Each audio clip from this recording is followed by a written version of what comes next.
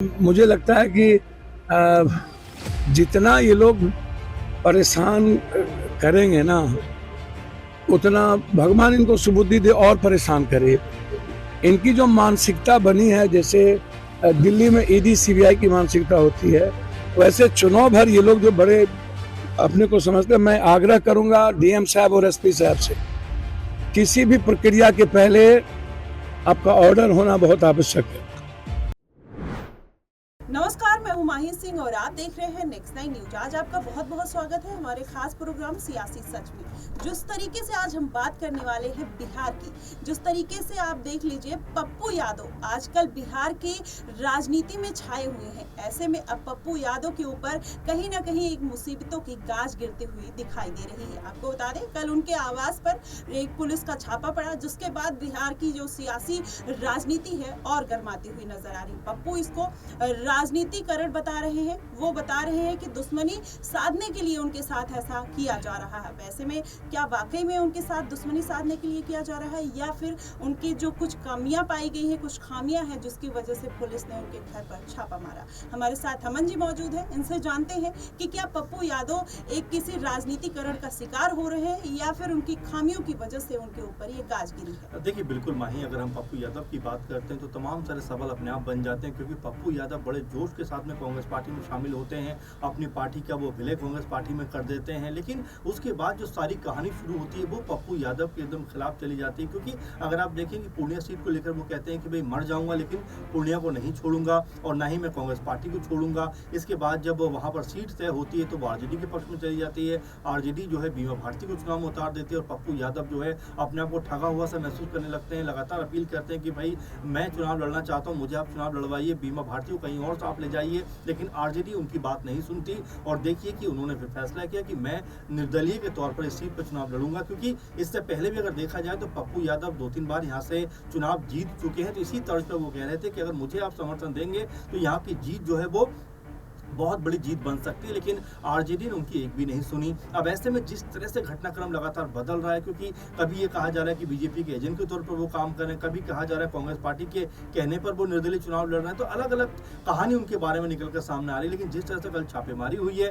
उसको लेकर पप्पू यादव कह रहे हैं कि मुझे जो है वो राजनीति का शिकार किया जा रहा है, क्योंकि मेरी जो लोकप्रियता वो लगातार बढ़ती जा रही है। और तीनों ही अगर हम उम्मीदवारों की बात करें, खासकर हम बीमा भारती जो कह सकते हैं इंडिया गठबंधन से प्रत्याशी हैं, इसके अलावा जो संतोष कुशवाहा है वो एनडीए से प्रत्याशी हैं। लेकिन अगर पप्पू यादव की बात करें तो वाकई जन समर्थन तो उनके पक्ष में है, क्योंकि जो वीडियो सामने आते हैं वो ये बताते हैं। कल भी संतोष कुशवाहा जब एक जगह प्रचार प्रसार के लिए गए तो वहां पर पप्पू यादव जिंदाबाद के नारे लगने शुरू हो गए। तो आप समझ सकते हैं जमीनी स्तर पर कहीं ना कहीं पप्पू यादव का इम्पैक्ट तो है। लेकिन जिस तरह से बीते 2 चुनाव वो हारे हैं, उसके बाद वो भी जीत की तलाश में कि क्या उनको जीत मिलनी चाहिए, इसीलिए उन्होंने कांग्रेस पार्टी से संपर्क किया, उसमें शामिल भी हुए। लेकिन जिस तरह से उनको अलग थलग किया गया है वो उनको भी काफी ज्यादा परेशान कर रहा है। और साथ में अब जिस तरह से कह सकते हैं पुलिस की छापेमारी हुई है, उसमें भी कहने का यही बात निकलकर सामने आ रही है कि क्या वाकई पप्पू यादव के ऊपर जो आरोप लगे हैं उसमें कुछ सच्चाई भी है, या ये सिर्फ राजनीति से प्रेरित होकर सब कुछ किया जा रहा है। क्योंकि पप्पू यादव कह रहे हैं कि भाई अगर मेरे खिलाफ कोई चीज़ है तो मुझे कागज दिखाइए, लेकिन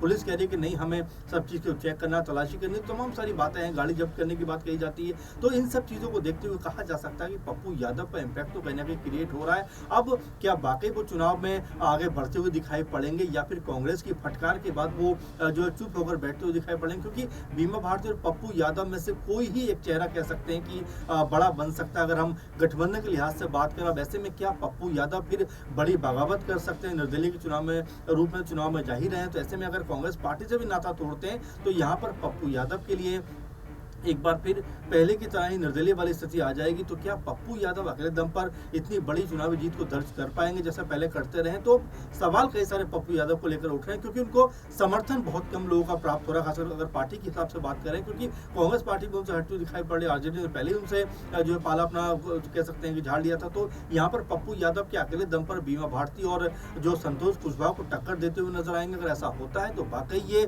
जो एनडीए कुनबे के लिए खासकर चिंता की बात होगी, जो लगातार 40 सीटें जीतने का दावा कर रही है। जी बिल्कुल। और पप्पू यादव लगातार इन्हीं सब बातों को ध्यान में रखते हुए कि आरजेडी ने उनसे किनारा कर लिया, कांग्रेस पार्टी ने उनसे किनारा अब कर रहे हैं। अब ऐसे में पप्पू यादव का जो अंतर्मन है इस बात की गवाही नहीं दे रहा है कि अब वो कांग्रेस के साथ रहे। अब उन्होंने बीच में एक स्टेटमेंट दिया था कि वो कह रहे थे कि कहीं ना कहीं उन्होंने गलती कर दी कांग्रेस के साथ ज्वाइन होके। अब ऐसे में कहा जा सकता है कि पप्पू यादव के घर पर ऐसे छापेमारी कहीं ना कहीं उनकी मुश्किलें बढ़ा सकता है। ऐसे में पप्पू यादव ने एक बयान दिया है, उन्होंने कहा है कि ये सब राजनीति द्वेष के चलते किया जा रहा है। पहले आप ये वीडियो देखिए कि उन्होंने क्या कुछ कहा।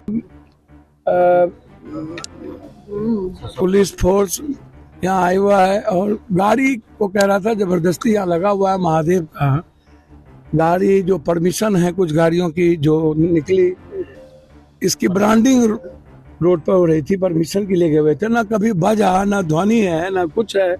उसके बाद यही तो कारनामे, और खास तौर पर मैं पहले भी कहा हूँ और मैं चुनाव आयोग से भी आग्रह करूंगा कि इस तरह के रवैये से जो जिसका मुझे पहले भी शंका थी, और इस तरह के रवैये से मैं जब इस देश के किसी दुनिया में नहीं डरता ही नहीं हूँ, और पूर्णिया कभी डर का नाम रहा ही नहीं।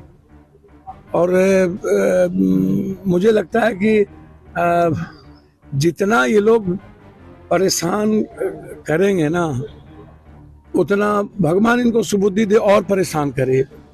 इनकी जो मानसिकता बनी है, जैसे दिल्ली में ईडी सीबीआई की मानसिकता होती है, वैसे चुनाव भर ये लोग जो बड़े अपने को समझते हैं। मैं आग्रह करूंगा डीएम साहब और एसपी साहब से, किसी भी प्रक्रिया के पहले आपका ऑर्डर होना बहुत आवश्यक है।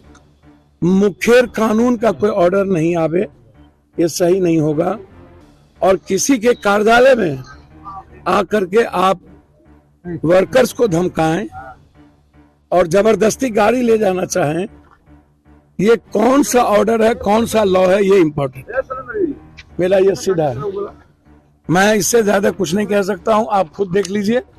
और ये जो प्रताड़ना की सीमा, तो देखा आपने किस तरीके से पप्पू यादव ने इसको राजनीतिक द्वेष बताया है। लेकिन अमन जी, एक और सवाल है, जिस तरीके से पप्पू यादव लगातार आरजेडी को नाखुश करते हुए नजर आए, कांग्रेस को नाखुश करते हुए नजर आए, क्योंकि इन दोनों का गठबंधन है। अगर पप्पू यादव तो ये लगातार कह रहे हैं कि कांग्रेस पार्टी उनको पीछे से समर्थन दे रही है, लेकिन अगर कांग्रेस पार्टी नहीं समर्थन दे रही है और जिस तरीके से पप्पू चल रहे हैं, ऐसे में क्या उनका जो भविष्य है कांग्रेस पार्टी से अब उसमें खतरा मंडराता हुआ दिखाई दे रहा है? देखिए जी बिल्कुल माही, मैं इसमें यही जोड़ना चाहूंगा। देखिए, अगर पप्पू यादव की हम बात करें तो जाहिर सी बात है कि अब तक जिस तरह की छवि उनकी रही है, बाहुबली नेता माने जाते हैं, और जब वो कांग्रेस पार्टी में शामिल हुए तो उसमें भी तमाम सारे कांग्रेस नेताओं ने उनके खिलाफ बयान दिए थे, मुखालफत की थी, लेकिन उसके बावजूद भी वो कांग्रेस पार्टी में शामिल होते हैं। लेकिन अब जब कांग्रेस पार्टी के जो अध्यक्ष है बिहार के अखिलेश, उनसे पूछा जाता है कि भाई क्या पप्पू यादव कांग्रेस में शामिल हो चुके, कहते हैं हाँ शामिल तो हुए, लेकिन मुझे कुछ पता नहीं, ना कोई कागजी कार्रवाई हुई है, ना कुछ हुआ है। तो ऐसे में